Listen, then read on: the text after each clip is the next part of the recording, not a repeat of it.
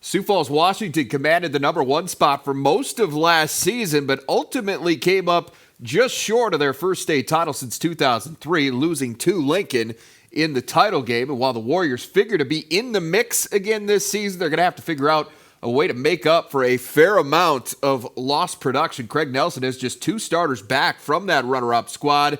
The rest of the roster would fall into the up-and-coming talent category. Obviously, we lost some really good players from last year, but we think we have some young talent that's ready to step into those shoes. And we have some veterans coming back that have played a lot of minutes, been in a couple state tournaments already. So we have some senior leaders that should be able to get us off to a good start.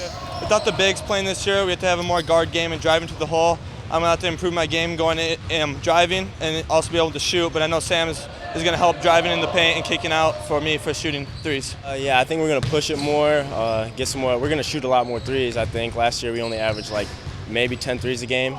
So, yeah, it's going to be a lot of ball movement, a lot of running, and yeah. All right, Jason, as we look at your early season top 5 for South Dakota AA boys, you've got Sioux Falls, Washington at number 1, but in our conversations, I've gotten the sense that maybe you're not completely settled on that. You know, this is a team that really, if they would have brought back Ty Smith and Matt Varniak, who both decided not to play basketball this season, it's a much different conversation as them being the number 1 team. I think it's wide open now. I still think they're the best team. I think nobody has the players like Saganos and Keller in the backcourt, and I think that ultimately is what sets them apart. But a team like Sioux Falls O'Gorman, I mean, they're just one of those teams that have every position covered on the court.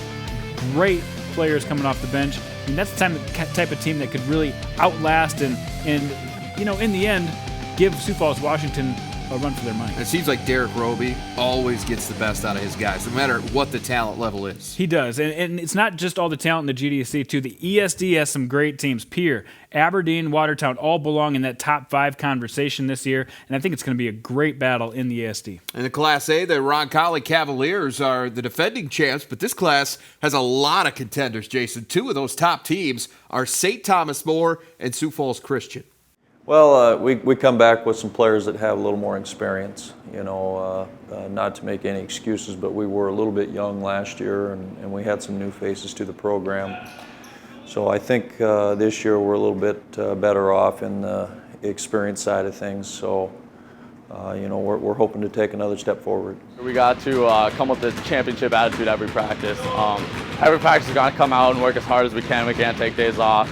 We got to be out competing everyone else across the state. We got to be working harder than everyone else.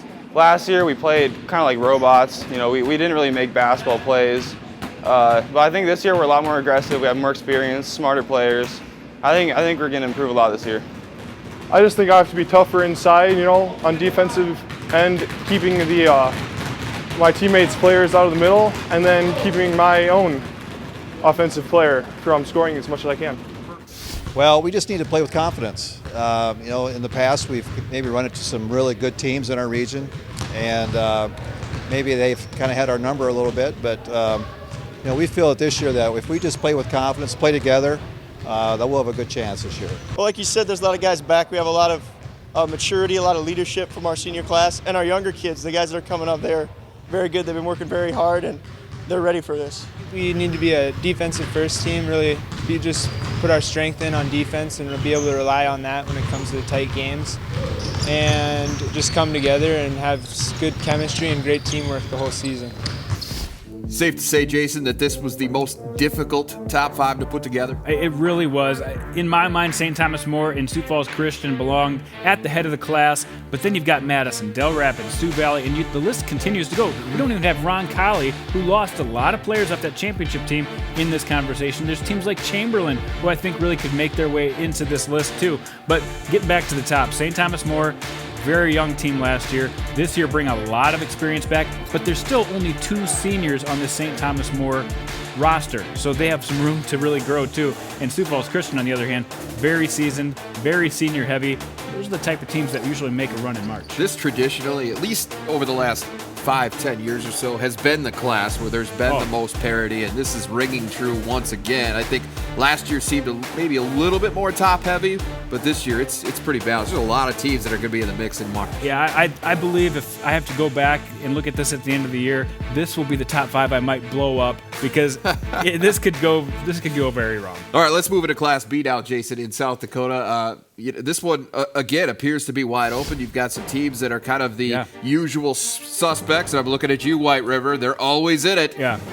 But there's some other teams, too, that are they've been kind of up and coming, and here they are now kind of arriving on the scene. I was kind of looking around, seeing who everybody else had at number 1, and it's kind of all across the board. There are several teams. I mean, I think Sanborn Central Woonsocket, even Wolsey Wessington, who I don't have in my top 5, could be a top-type team. But I think Warner sets themselves apart.